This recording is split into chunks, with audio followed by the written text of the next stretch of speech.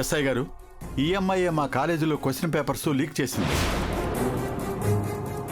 చూడ్డానికి ఎంత అమాయకంగా ఉందో చూడండి సార్. అంత క్రిమినల్ మైండెడ్ సార్. ఈ అమ్మాయి మీ కాలేజ్ స్టూడెంటేనా? కాదు సార్, కాలేజీకి ఈ అమ్మాయికి ఏ సంబంధం లేదు. సార్, మా ఆడపడుచు ఈ కాలేజీలోనే చదువుకుంటుంది. తన కోసమే నేను వెతుక్కుంటూ ఈ గదిలోకి వచ్చాను. ఎవరో బయట నుంచి తలుపు గెడ పెట్టారు.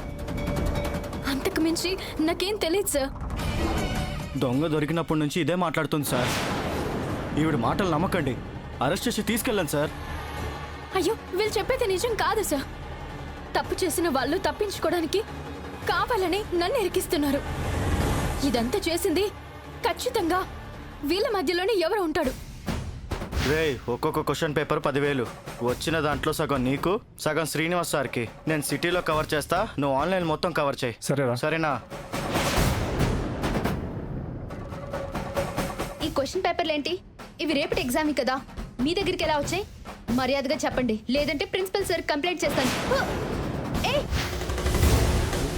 ఈ అమ్మాయి క్వశ్చన్ పేపర్లు తీసిందనడానికి మీ దగ్గర సాక్ష్యం ఏమైనా ఉందా? ఆ క్వశ్చన్ పేపర్ ఆ అమ్మాయి తీసుకోవడం నేను చూశాను సార్.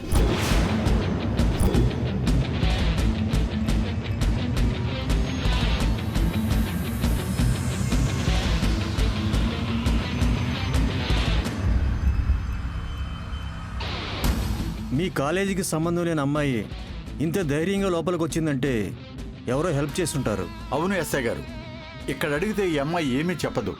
స్టేషన్కి తీసుకెళ్ళి మీ పద్ధతిలో అడగండి, మొత్తం బయటకు వస్తుంది. కానిస్టేబుల్స్, ఆవిడని అరెస్ట్ చేయండి. సార్, నేను తెలియక ఈ గదిలోకి వచ్చాను తప్ప నాకు ఈ గొడవలో ఏ సంబంధం తెలీదు. వీళ్ళెవరో కావాలని చేసి నన్ను బలి చేస్తున్నారు. దయచేసి నన్ను నమ్మండి సార్. చూడండి అమ్మా, ఇక్కడ ఉన్న వాళ్ళు చెప్పిన దాని ప్రకారం మీ దగ్గర క్వశ్చన్ పేపర్ ఉండడం వల్ల అరెస్ట్ చేస్తున్నాం. మీరేమైనా మాట్లాడాలనుకుంటే కోర్టులో చెప్పుకోండి. కానిస్టేబుల్, తీసుకురండి. సార్,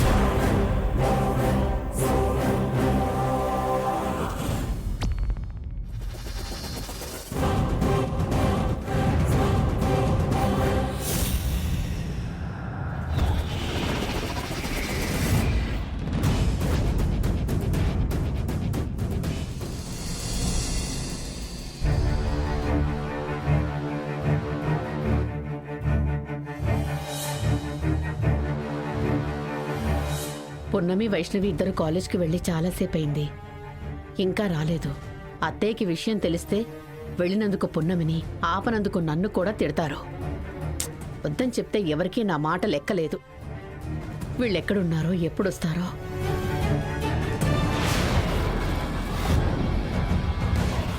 నేను మళ్ళీ చేస్తాను.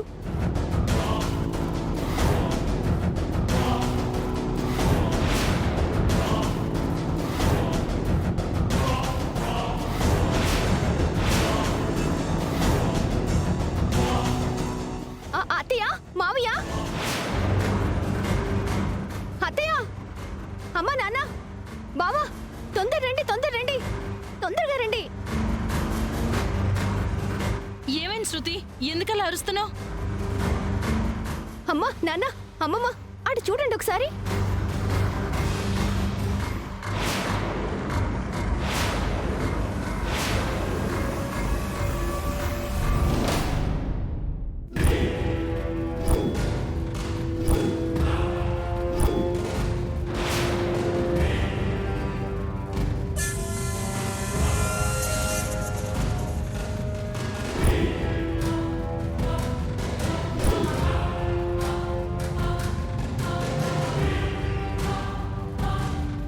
ఇదేంటండి, పున్నమిని అరెస్ట్ చేయడం ఏమిటి? క్వశ్చన్ పేపర్ దొంగతనం చేస్తే అరెస్ట్ చేయక సన్మానం చేస్తారా? చిన్నప్పటి నుంచి స్కూల్కి వెళ్ళని పున్నమి అయినా క్వశ్చన్ పేపర్స్ ఎందుకు దొంగతనం చేస్తుంది? అయినా ఎక్కడో ఏదో పొరపాటు జరిగి ఉంటుంది. పొరపాటు చేసింది వాళ్ళు కాదు, నువ్వు.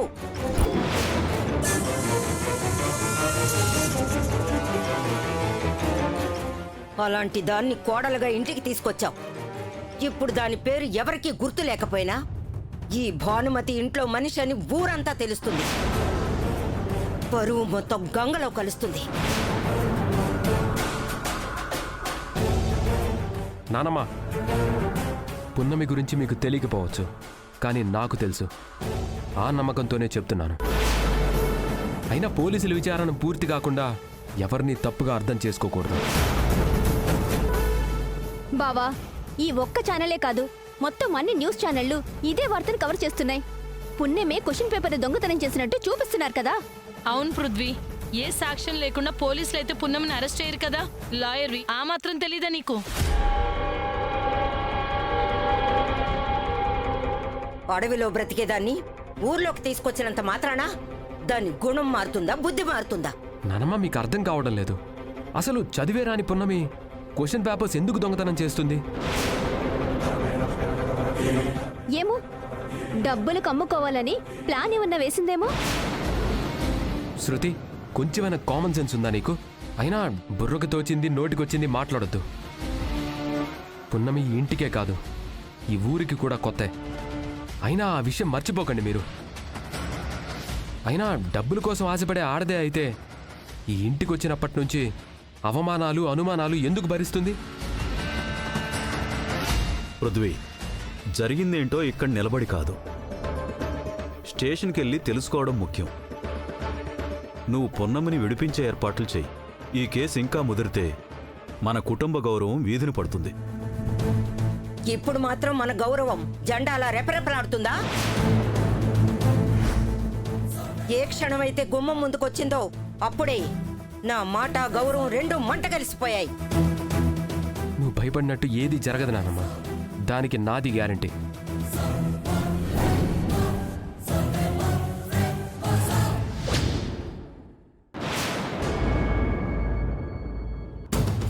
కానిస్టేబుల్, ఈ అమ్మాయిని సెల్ల వేయండి. సార్, నేనే నేరం చేయలేదు. చేసినట్టు ఆధారం కూడా లేదు. అలాంటిది నన్ను ఒక ఖైదీగా సెల్లో ఎలా పెడతారు? ఏంటమ్మా, పోలీస్ స్టేషన్కి వచ్చి చట్టాల గురించి మాకు చెప్తున్నావా? ఇంకో గంటలో నిన్ను కోర్టుకు తీసుకువెళ్తాం. అక్కడే జడ్జి గారు ఉంటారు. ఆయనకి న్యాయం గురించి పాఠాలు చెప్తావా? కాలేజీలో ఉన్న వాళ్ళు ఏదో చెప్పారని మీరు వాళ్ళ మాటలు నమ్మే నన్ను ఇక్కడికి తీసుకొచ్చారు. అది అన్యాయం అని చెప్తున్నా. నాకేం చెప్పొద్దు, నేనేం విన్ను. ఏమున్నా సరే కోర్టులో మాట్లాడుకో. నిరపరాధివైతే ఇంటికి వెళ్తావు, లేదంటే జైలుకి వస్తావు. అప్పుడు మాత్రం కాదు కూడదంటే మాత్రం ఏం కుదరదు. సార్, మా వదిన ఏ తప్పు చేయలేదు. కాలేజ్లో శ్రీనివాస్ గారని ఉన్నారు. ఆయనే క్వశ్చన్ పేపర్ లీక్ చేస్తూ ఉంటాడు. తప్పించుకోవడం కోసం ఆయన ఇదంతా చేసుంటాడని అనిపిస్తుంది సార్. చూడమ్మా, అనిపిస్తుంది, అయ్యుంటుంది ఇలాంటి మాటలు నేనే కాదు, కోర్టు కూడా నమ్మదు. వెళ్ళి ఏదైనా బలమైన ఆధారము సాక్ష్యం ఉంటే కోర్టులో సబ్మిట్ చేయండి.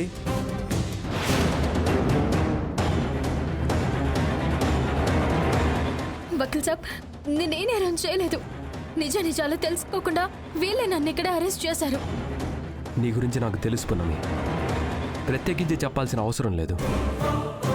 ఎస్ఐ గారు, ఆ కాలేజ్లో ఆల్రెడీ క్వశ్చన్ పేపర్ స్కామ్లో 2 సార్లు కేసు ఫైల్ అయింది. అవన్నీ తెలుసుకోకుండా ఒక అమాయకురాల్ని అరెస్ట్ చేయడం ఏంటి సార్? అమాయకురాలో తెలివైందో మాకెందుకండి? ఈ అమ్మాయి క్వశ్చన్ పేపర్ దొంగతనం చేసినట్టు ఎవిడెన్స్లు దొరికాయి. కాలేజీ వాళ్ళే గదిలో లాక్ చేసి మాకు అప్పగించారు. సరే, మీరు ఇంత కాన్ఫిడెంట్గా చెప్తున్నారు కదా, నేను కొన్ని ప్రశ్నలు అడుగుతాను, సూటిగా సమాధానం చెప్తారా? అడగండి సార్. సరే, క్వశ్చన్ పేపర్స్ పున్నమే దొంగతనం చేసింది అనుకుందాం. అలాంటప్పుడు డైరెక్ట్గా పట్టుకోకుండా గదిలో పెట్టి ఎందుకు లాక్ చేశారు? ఆమె దగ్గర ఏమైనా వెపన్ ఉందా, లేక ఆమె ఏమైనా టెర్రరిస్టా? తప్పించుకోకుండా అలా చేశారేమో. అంతమంది ఉన్న కాలేజ్లో ఒక అమ్మాయిని చేతులతో ఆపడం అంత కష్టం ఎస్ఐ గారు? రెండో ప్రశ్న, ఎక్కడో ప్రిన్సిపల్ రూమ్లో ఉండాల్సిన క్వశ్చన్ పేపర్స్ పున్నమి చేతికి ఎందుకు వచ్చాయి? ఈ అమ్మాయి ప్రిన్సిపల్ రూమ్కి వెళ్ళలేదు. కనీసం కాలేజ్లో ఏ రూమ్ ఎక్కడుందో కూడా తెలీదు. అలాంటిది క్వశ్చన్ పేపర్లు దొంగతనం చేసి స్టాఫ్ రూమ్లో ఎందుకు దాక్కుంటుంది? సరే, నిజంగా దొంగతనం చేయాలన్న ఉద్దేశమే ఉంటే వెంటనే పారిపోతుంది. కానీ మీరొచ్చే వరకు దొంగ పోలీస్ ఆట ఆడుకుంటుందా? ఒక్కసారి మీరే ఆలోచించండి అసయ్య గారు. ప్రిన్సిపల్ రూమ్లో నుంచి ఎవరో క్వశ్చన్ పేపర్లు బయటికి తీసుకొచ్చారు. స్టాఫ్ రూమ్లో ఉన్న ఇంకెవరికో ఇవ్వబోతుంటే పున్నమి చూసింది. తప్పించుకునే వీల్లేక పున్నమిని ఇరికించారు. సార్, ఒక లాయర్గా మీరు ఎన్నైనా మాట్లాడవచ్చు, కానీ ప్రాథమిక విచారణగా అరెస్ట్ చేసి తీసుకొచ్చాం. గంటలో కోర్టులో సబ్మిట్ చేస్తాం. మీ వాదనలు లాజిక్లు కోర్టులో వినిపించండి. కోర్టులో వ్యవహారం ఎలా ఉంటుందో నాకు చెప్పాల్సిన అవసరం లేదు ఎస్ఐ గారు. అనుమానంతో తీసుకొచ్చిన పున్నమిని విడుదల చేయడానికి బెయిల్ తీసుకొచ్చాను.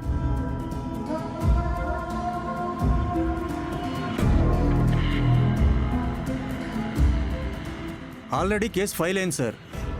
2 రోజుల్లో ఈ అమ్మాయిని కోర్టులో సబ్మిట్ చేయాల్సి ఉంటుంది.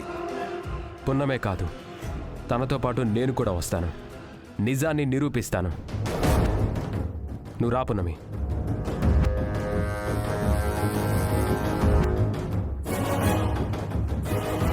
అయినా పోలీసులు వచ్చే వరకు నాకెందుకు చెప్పలేదు వైషు? నేను కాలేజ్కి వచ్చుంటే ఇంత ఇష్యూ అయ్యేది కాదు కదా. లేదన్నయ్య, తప్పంతా నాదే. అసలు ఏం జరిగిందంటే, ఈ క్వశ్చన్ పేపర్లు ఏంటి?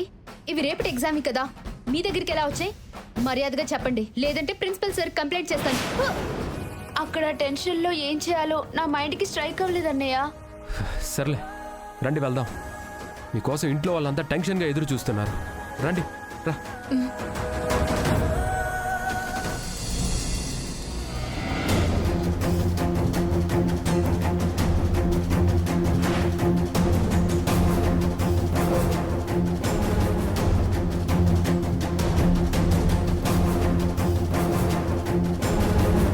వాడికెంత చెప్పినా అర్థం కాదు. ఆ మహాతల్లి ఈ ఇంటికి శనిలా దాపరించింది. అన్నీ మూసుకుని ఇంట్లో కూర్చోకుండా దాన్ని బయటికి ఎవరు పంపించారు? అంటే హాల్ టికెట్ కోసం వైష్ణవి వెళ్తుంటే తనతో పాటు తోడుగా వెళ్ళింది. అది వెళ్తుంటే నువ్వు సినిమా చూస్తున్నావా? కూసే గాడిదొచ్చి మేసే గాడిదని చెడగొట్టినట్టు నువ్వు కూడా ఎలా తయారయ్యామంటే? అమ్మమ్మ, పున్నమి చేసిన తప్పుకి అత్తేని తిట్టడం ఎందుకు? అది చేసిన తప్పు కోర్టులో నిజమని రుజువైతే అది జైలుకే వెళ్తుంది. చేసిన నేరం నిజమని తెలిసినా తెలియకపోయినా ఆ మహాతల్లి మొహం దేశమంతా చూస్తుంది. ఇంత జరిగిన తర్వాత కూడా అది ఇంట్లోకి అడుగు పెట్టడానికి వీల్లేదు. ఆ పున్నమి పీడ విరగడయ్యే మంచి అవకాశం వచ్చిందండి. ఆ దేవుడు కరుణించి ఆదరిస్తే మన అమ్మాయి ఈ ఇంటికి కోడలయ్యే అవకాశం ఉంది. ఏంటి సావిత్రి, పున్నమి ఎందుకిలా చేసింది? కాస్తైనా ఆలోచించాలి కదా. లేదండి, ఆ అమ్మాయి ఎప్పుడూ ఇలాంటి తప్పు చేయదు. పృథ్వీ చెప్పిందే నిజం. ఎక్కడో ఏదో పొరపాటు జరిగింది. మంచికి సాయం చేసే ఆ దేవుడు పున్నమి విషయంలో కూడా న్యాయం చెయ్యాలి. భగవంతుడా, నువ్వే దిక్కు.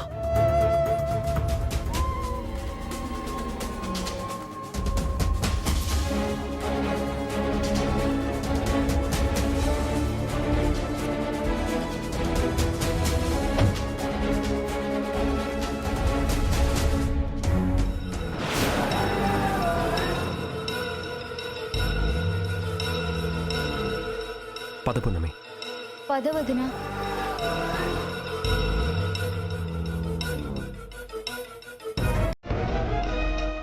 ఆగో!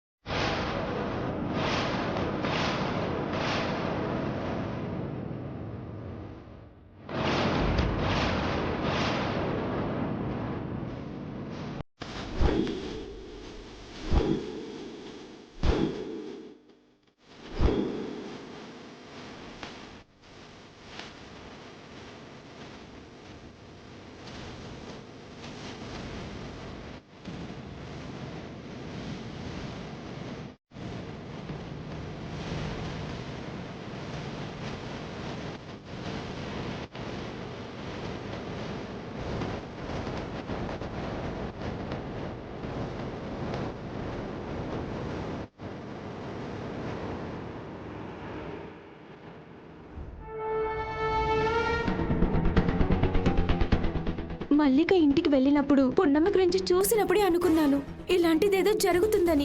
నాకు తెలిసి పున్నమి ఎలాంటి తప్పు చేయదని. అక్కడ ఏం జరిగిందో, పున్నమి ఎలా అరెస్ట్ అయిందో పాపం. ఈ ఇంట్లో అడుగు పెట్టే అర్హత నీకు లేదని నువ్వు వచ్చిన రోజే నేను చెప్పాను. అప్పటి నుండి ప్రతిరోజు ఏదో ఒక పొరపాటు చేస్తూనే ఉన్నావు. కానీ ఈ రోజు నువ్వు చేసిన పరువు తక్కువ పని వల్ల నేనన్న మాట రుజువైంది.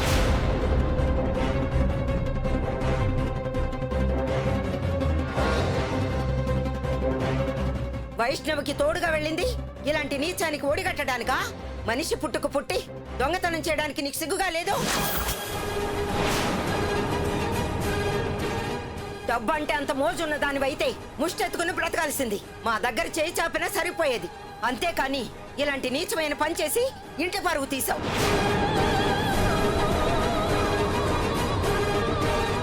నానమ్మా, పున్నమి నేరం చేసిందని చెప్పడానికి పూర్తి ఆధారాలు లేవు కాబట్టే బెయిల్ దొరికింది. చట్టం న్యాయం కన్నా మనం ఎక్కువ కాదు. దయచేసి తనని చెయ్యని తప్పుకి నిందించకండి. నీ లాయర్ తెలివితేటలు అన్నీ చూపించి పున్నమిని బయటికి తీసుకొచ్చావు. అది నీ గొప్పతనమే కానీ పున్నమి ఏ తప్పు చేయలేదు అంటే ఎలా పృథ్వీ? అత్తయ్య, నేనేం అబద్ధాన్ని నిజం చేయట్లేదు. అరెస్ట్ చేయడానికి సరైన కారణాలు చూపించాలని అడిగే బెయిల్ తీసుకొచ్చాను. చూడు పృథ్వీ, బెయిల్ మీద రావడం అంటే తప్పు చేయనట్టు కాదు. ట్రైన్ టికెట్ తీసుకున్నప్పుడు ఆర్ఏసీలాగే. బావా, ఆ పున్నమి మీద ఏ కోపమూ లేదు. కాకపోతే ఈరోజు జరిగిన దానికి అమ్మమ్మ బాగా హర్ట్ అయింది. అదే మా బాధ, కోపం. దయచేసి నేను చెప్పేది వినండి. నేనే తప్పు చేయలేదు. అనుకోకుండా ఆ నేరంలో ఇరుక్కుపోయాను.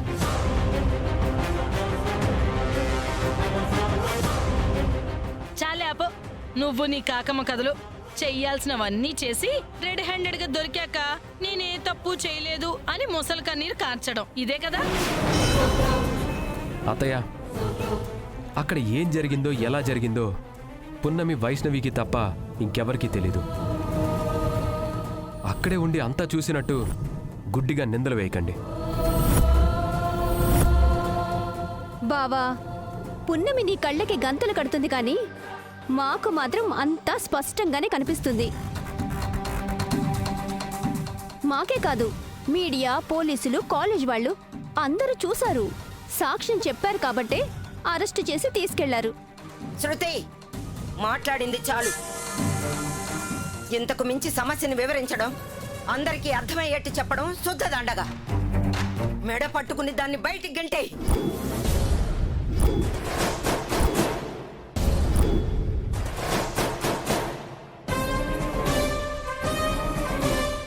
సరే అమ్మమ్మ, నువ్వు చెప్పాక తప్పుతుందా? ఇప్పుడే దాన్ని మెడ పట్టుకు బయటికి గంటేస్తాను.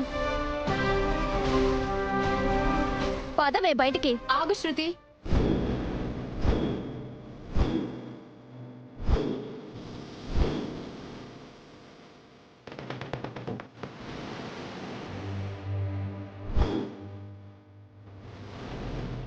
మర్యాదగా మా వదిన పైన వేసిన చేతి.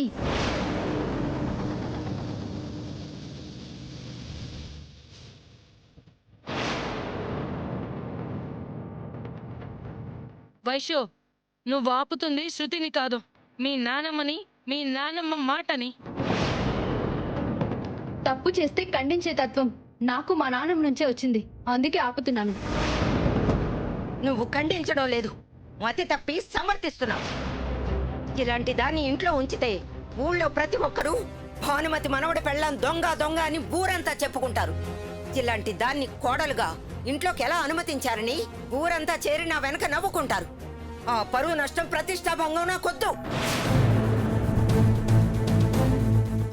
అమ్మమ్మ గారు, నేను పరువు పోయేంత పని చేయలేదండి. టీవీలో చెప్తున్నది, నన్ను పోలీస్ స్టేషన్కి తీసుకెళ్ళింది అంతా ఒక కుట్ర ప్రకారమే జరిగింది. నేను గూడెం నుంచి వచ్చాను, అడవిలో పెరిగాను. కానీ నీతిగా, న్యాయంగా బ్రతకడం మాత్రమే నేర్చుకున్నాను. ఊపిరి ఉన్నంతకాలం అలాగే బ్రతుకుతాను.